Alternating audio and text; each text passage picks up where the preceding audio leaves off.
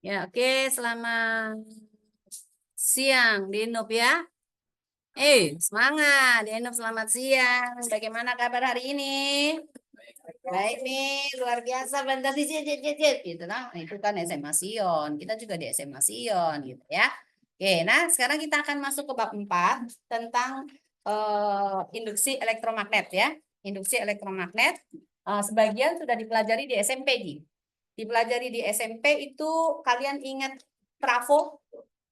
Nah, itu adalah salah satu pemanfaatan elektromagnet ya, induksi elektromagnet itu. Itu masuk di trafo ya. Ada yang ingat trafo memiliki berapa kumparan? Eh, berapa kumparan trafo? Dua, yaitu kumparan apa dengan kumparan apa? Lupa nih. Utara selatan, kumparan utara selatan ngawur aja. Kutub kali utara selatan. Positif. Itu doang. Ya, asbun gitu ya. Ada kumparan apa dengan apa? Kamu ingat ekonomi? Di ekonomi itu ada berapa kebutuhan? Hah? Kebutuhan yang utama namanya kebutuhan apa? Kemudian kebutuhan pelengkap itu namanya apa? Lalu kebutuhan yang lain lagi namanya apa? Nah, tetapi kita hanya pakai yang dua, yaitu apa? Primer dan sekunder. Ingat nih, trafo punya berapa kumparan? Namanya kumparan apa dengan apa? Ya. Primer yang kemana? Sekunder yang kemana? Ke kiri. Ngawurnya itu loh ya. Hah? Trafo biasa digunakan di mana? Tiang listrik. Tiang listrik pakai trafo kah? Tiangnya kan udah pakai trafo, berdiri aja tiang gitu loh. Di mana trafo dipakai? Pembangkit listrik itu yang benar ya. Di pembangkit listrik untuk apa biasanya? Kalau di sumber apa di daerah pembangkitnya, misalnya itu PLTA menggunakan air terjun ya. Air terjun itu kan punya energi. Nah, terus masuk di trafo. Kira-kira dipakai untuk apa itu trafonya? Hah? Ya pastinya nanti akan menghasilkan listrik. Maksudnya apakah dia dipakai untuk supaya tegangannya jadi lebih besar atau jadi lebih kecil? Oh, supaya stabil. Mati nih saya. Berarti tidak pernah belajar di tegangan listrik ya. Lalu kalau misalnya itu sampai di gardu listrik yang besar, itu biasanya ada tanda apa itu? Ada tanda apa? Tegangan tinggi. Tegangan tinggi tandanya seperti apa? Hah? Bentuknya bagaimana bunda? Begini. Ya, itu tegangan tinggi. Berarti tegangannya tinggi sekali di situ. Kamu bisa peluk enggak? Enggak bisa peluk ya? Kalau mau mati ya peluk, enggak apa-apa gitu ya. Nah, kalau sudah sampai di gardu-gardu rumah, itu kan tegangannya tuh cukup tinggi tuh. Kalau sampai di rumah-rumah yang di dekat-dekat rumah itu ada gardu lagi. Nah, itu tegangannya masih lebih tinggi dari tegangan di gardu situ yang pusat di tengah kota, atau sudah lebih rendah kira-kira? Lebih rendah lagi. Nah, itu nanti dari gardu itu masuk ke rumah-rumah lagi, itu akan diperkecil lagi ya, supaya sampai di kita punya instalasi listrik kita di rumah itu jadi tegangannya berapa? Hah? Berapa? Wih, 1.200 tegangannya ngawur. Kita punya tegangan 1.200 kayak ini kan? Alat listrikmu, laptopmu itu tegangannya berapa volt? Hah? Berapa volt? Nanti cek semua di rumah. 600. Wih, gila, 600 volt. 60. Meledak dong. Kamu itu pakai alat tidak lihat tegangan ya. Kita punya tegangan listrik itu adalah 220 volt. Oh, baru tahu. Itu kalau kamu mau pakai alat listrik harus cek tegangannya berapa. Jangan sampai 110 punya alat, lalu kamu tusuk di 220, maka pasti akan meledak, terbakar. Ya, jadi harus ingat itu. Harus lihat voltasenya berapa. Cuma secara umum sih 220 sekarang. Dulu itu masih ada yang 110. Nah, 110 masih bisa dipakai enggak? Masih. Jadi kita harus menggunakan trafo. Trafonya berarti untuk diapain? Dari 220 ke 110 naik atau turun? Kalau turun berarti ya diperkecil. Namanya trafo apa coba? Ada yang ingat enggak? Turun. In English. Down, step down, ya step. Aduh, SMP lu ya SMP. Aduh, mati saya. Ya, itu kamu sudah belajar tentang itu. Ada yang ingat rumusnya perhitungan untuk voltase sekunder dengan voltase primer dibandingkan dengan lilitan primer dan lilitan sekunder? Siapa yang ingat? NP per NS sama dengan apa? Jangan lihat buku. NP per NS sama dengan? Ya, lupakan nih kalau enggak ingat. Biarkan nih. Biarkan enggak ingat. Sudah. Nah, sekarang kita masuk kembali ke sini ya. Semuanya kembali ke kita punya channel di mana? Teja, mantap, Danube ya. Ya. Di sekitar kawat berarus listrik ada apa? Ada trafo. Aduh, Asbun, Asbun. Ada apa di sekitar kawat berarus listrik? Ada apa tadi?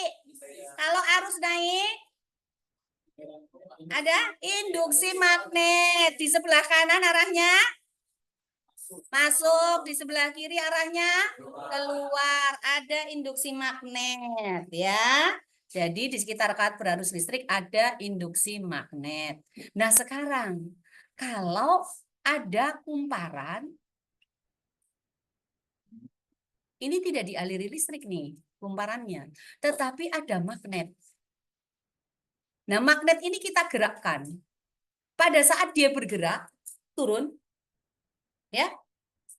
Ternyata kalau kita pasangkan dengan sebuah galvanometer di sini, ada galvanometer, sebelum dia bergerak itu jarum galvanometernya itu masih lurus begini. Tetapi begitu ini bergerak, bisa berikutnya ke sini atau bisa juga ke kiri, tergantung nanti kutubnya yang masuk yang mana. Pada saat keluar juga sama. Jadi begitu magnet ini diam di dalam, galvanometernya akan kembali lagi. Lalu pada saat ditarik keluar, itu nanti juga dia akan bergerak lagi. Bisa bergeraknya ke kiri, bisa juga bergeraknya ke kanan. Tergantung yang keluar itu kutub apa. Nah, pada saat magnet ini bergerak naik turun, itu terjadi perubahan garis-garis gaya magnet. Ya, garis-garis gaya magnet. Nah, kumparan ini kan punya luasan nih ya, ada lubangnya di sini berarti punya luasan. Lubangnya kira-kira berbentuk apa? Kalau dalam kumparan begitu? Lingkaran. Lingkaran. Oke, berarti kalau luasannya luas lingkaran itu sama dengan apa? Lupa nih, SD.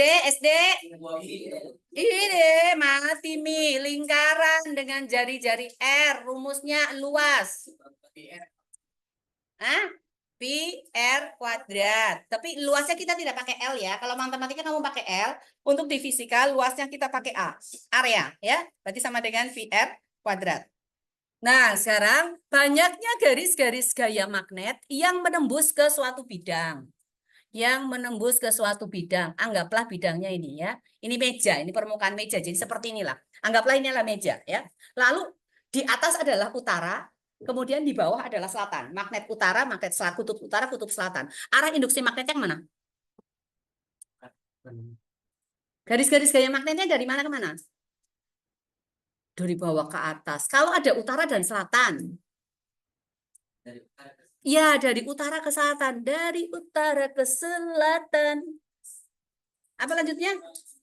Ya, sekarang magnetnya dari utara menuju ke selatan ya. Nah, berarti arahnya kemana? Tuh, turun ya dari atas ke sini. Nah, sekarang banyaknya garis-garis gaya magnet yang menembus suatu luasan itu namanya adalah flux magnet. Flux. Nah, lambang daripada flux itu adalah ini. Jadi ini banyak ini ada garis-garis gaya nih. Ya, B nih. Hujan. Ya, ini B-nya. Oke. Nah, ini luasannya adalah A. Jadi banyaknya garis-garis gaya yang menembus. Nah, ini sama dengan flux, lambangnya seperti ini. Itu dirumuskan sama dengan B dikalikan dengan A. Hanya saja ada syaratnya nih. Antara B dengan A itu harus saling tegak lurus. Tegak lurus itu berarti membentuk sudut berapa? B harus tegak lurus terhadap A. Nah, sekarang bagaimana kalau induksi magnetnya itu tidak tegak lurus atau membentuk sudut? Misalnya ini. Dia membentuk sudut seperti ini. Jadi terhadap arah vertikal ya, terhadap arah vertikal. Atau Ibu gambarkan yang lain lagi deh ya. Yang lain lagi di sini mulai. Oke, ini luasannya seperti ini. Kemudian ini B-nya di sini. Ya, ini B-nya membentuk sudut nih. Ya, ini B. Ini adalah luasannya. Nah, sekarang kalau dia membentuk sudut terhadap sumbu vertikal. Sumbu vertikal ya.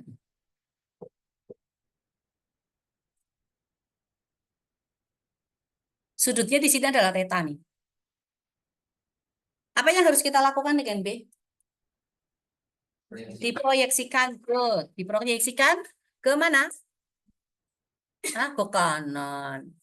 Yang tegak lurus ke bidang ini dengan apa satunya lagi apa?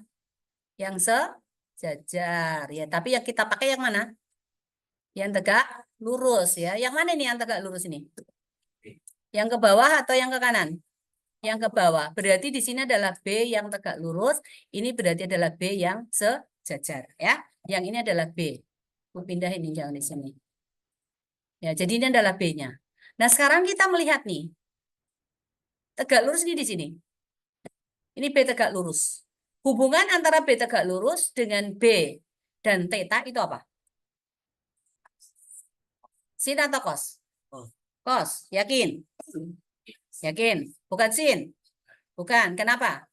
Oh iya, cos nih. Oh, sudah. Nah, ini kan B tegak lurus mengapit sudut bersama dengan sisi miring kan? Bersama dengan B kan? Berarti kita pakai cos. Maka di sini cos dari theta sama dengan apa? B tegak lurus dibagi dengan B. Kalau begitu maka B tegak lurus sama dengan apa? B dikalikan dengan cos theta. Tadi flux sama dengan apa? B dikalikan A. Tapi B-nya adalah B yang tegak lurus. B yang tegak lurus di sini berarti sama dengan apa? B cos theta dikalikan A. Berarti menjadi B A dikalikan dengan cos theta ya. Jadi ini adalah fluxnya ya. Besarnya flux sama dengan BA cos theta. Nah, sekarang lanjut ke bagian berikutnya. Ingat ya. Flux sama dengan B dikalikan A atau sama dengan BA cos theta. Ya, Regina Sleeping Beauty. Tidur jam berapa Regina? Ya. Makanya jangan main game terus. Udah tahu. Hanya dia yang tahu dengan Tuhan Allah. Oke, nah ini kalau kita mengukur voltasenya di sini ya, GGL-nya ya, gaya gerak listrik. Nah ini diberi lambang epsilon, ya diberi lambang epsilon. Jadi ini ada kumparan ya, ada kumparan dengan banyak lilitan adalah N, kemudian ada magnet yang digerakkan. Dari bawah juga boleh, nggak apa-apa, nggak harus dari atas magnetnya ini ya. Ada magnet ya, ada utara selatan gitu ya, dari utara ke selatan atau selatan ke utara juga boleh, nggak apa-apa ya. Mana-mana ya, tergantung. Yang jelas ini digerakkan. Ya, digerakkan, masuk keluar, masuk keluar, masuk keluar. Makin cepat pergerakannya, maka besarnya GGL itu akan makin besar. Nah, rumus GGL induksinya di sini, epsilon itu dirumuskan sama dengan minus N D flux per dt. N itu adalah banyaknya lilitan. D flux per dt itu artinya perubahan fluxnya ini tiap satu satuan waktu atau diferensialnya. Ya, flux aksen gitu. Kalau di matematika kan sama dengan apa? Turunan biasa pakai apa? Y aksen gitu ya, Y aksen. Kalau persamaannya di matematika, Y misalnya sama dengan AX pangkat N, maka Y aksen sama dengan apa? N A X pangkat N dikurang 1. Nah, sekarang di sini fluxnya itu nanti persamaannya dalam bentuk adalah A T pangkat N.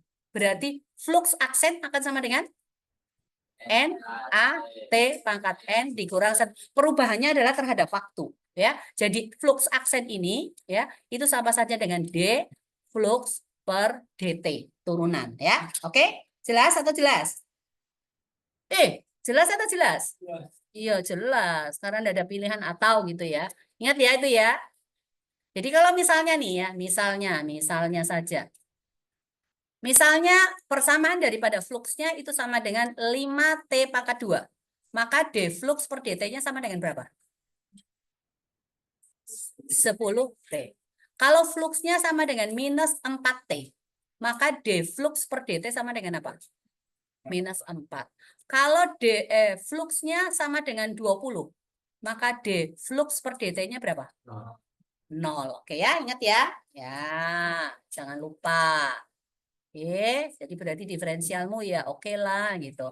Nah, sekarang GGL induksi, kalau arusnya yang berubah di dalam kumparan ini, itu dirumuskan sama dengan min LDI per dt. Berarti I-nya itu dalam bentuk persamaan terhadap T. Nah, DI per DT ini juga boleh dirubah jadi delta I per delta T. Delta I per delta T. Bisa. Jadi ini berarti jadi minus L ya. Yang di sini juga boleh berubah jadi min N delta flux per delta T. Apa itu delta flux?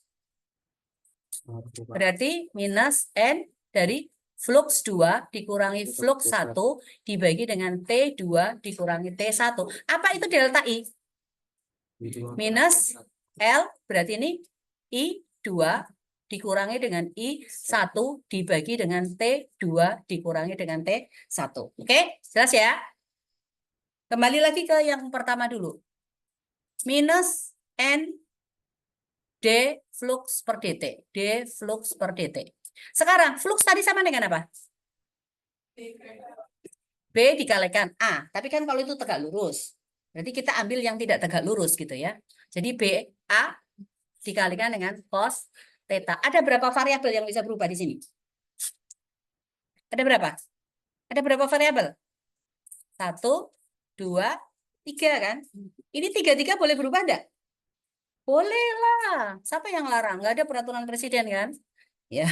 Jadi D flux per dt ini salah satunya berubah. Kalau B-nya yang berubah berarti yang tetap apa?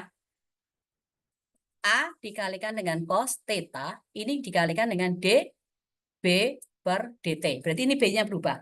Bisa enggak A-nya yang berubah?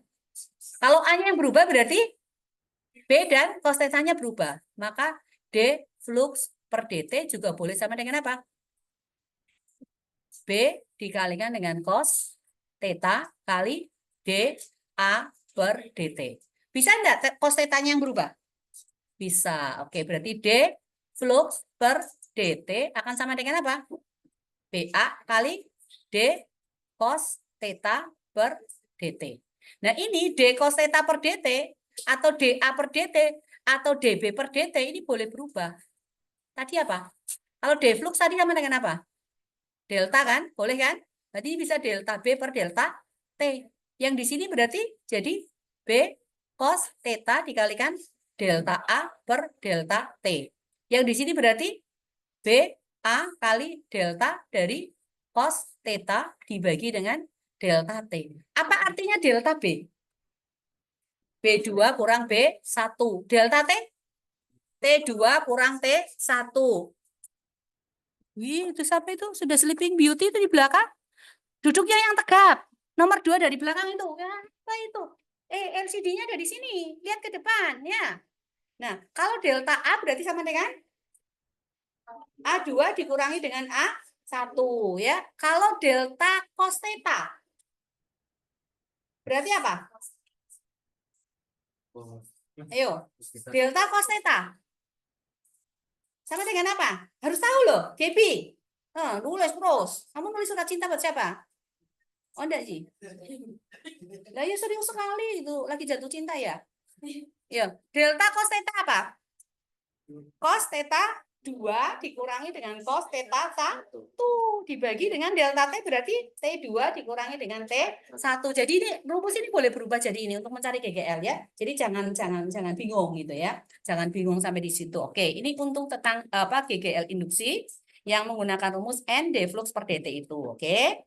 Nah, sama saja untuk yang DI per dt juga sama. Nah, sekarang Ibu akan gabungkan dua rumus tadi. Jadi tadi rumus pertama GGL min N D flux per dt. GGL kedua berapa? Min L DI per dt.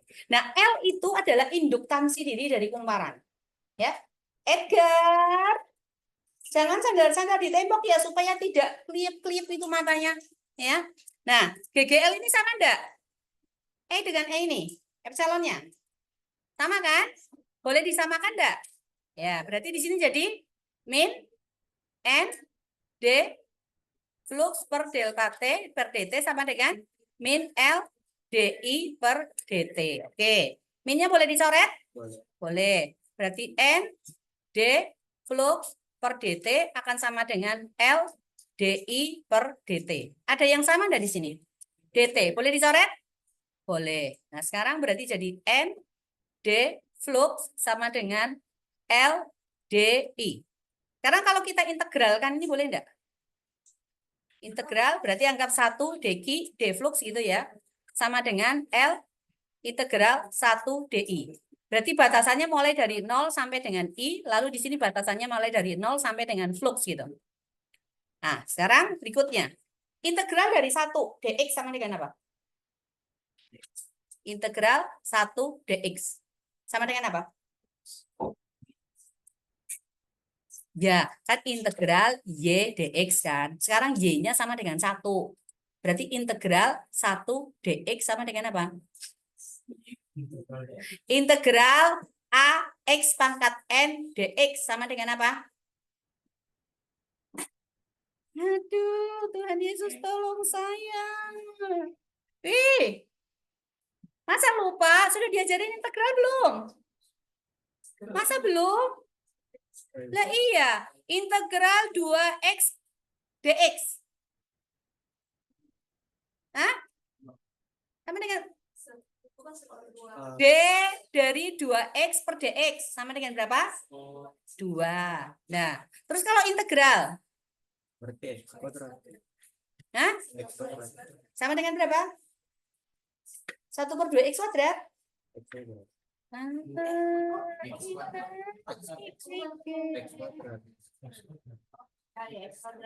X kuadrat dapat dari mana? Ini pangkat berapa? Pangkat 1. Berarti integralnya sama dengan 2 per 1 ditambah 1. X pangkat 1 ditambah 1. Ini harus kita tambahkan dengan C. Karena nggak ada batasan kan? Berarti ini sama dengan apa? 2 X kuadrat ditambah dengan C. Jadi kalau Y-nya sama dengan A X pangkat N, kalau DY per DX itu kan sama dengan apa? NA X pangkat N dikurang 1 kan? Tetapi kalau integral dari A X pangkat N DX, ini berarti sama dengan A dibagi N ditambah 1 kali X pangkat N ditambah 1 plus C. Kelas berapa diajar? Integral kapan? Lah iya, barusan berlalu loh ya. Aduh, Tuhan Yesus ampuni saya. Ya, oke tadi sampai di mana tadi? Ya. Integral dari 1 X. Ya. Oke, di sini L ya tadi ya. L integral 1 DI sama dengan N integral 1 D flux. Nah, ini mulai dari I sama dengan 0 sampai I sama dengan I, lalu yang di sini dari 0 sampai dengan flux ya, oke.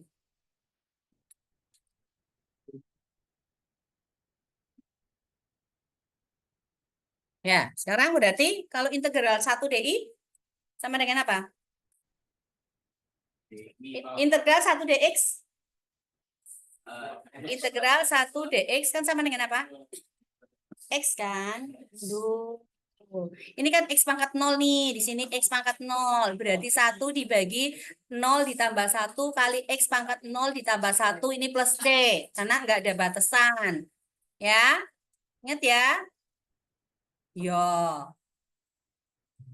Oke, jadi di sini berarti L dikalikan dengan I, batasan dari 0 sampai dengan I, kemudian sama dengan N, batasan dari flux, berarti batasan dari 0 sampai dengan flux ya. Oke. Jadi sekarang I dikurangi dengan 0 berapa? I, oke. Maka di sini sama dengan LI, di sini sama dengan N flux. Flux tadi sama dengan apa? Oke. Flux sama dengan B dikalikan A. B sama dengan apa? Untuk solenoida. Ini dengan panjang L, jumlah lilitan N, lalu arusnya mengalir I. Maka B di pusat sama dengan apa? Solenoid. Mu 0 I N per L. Oke. Kita kasih masuk di sini nih. Ya di sini berarti LI sama dengan N dikalikan dengan B dikalikan A kan? Ya kan? Nah, sekarang berarti N dikalikan apa? B-nya apa? Mu 0 I N per L kecil ini dikalikan dengan A. Ya. Nah, yang mau kita cari adalah L. Induktansi dirinya. Ini LI. Maka L akan sama dengan N kali mu 0 I N A per I, L. Apa yang bisa hilang? I. N kali N?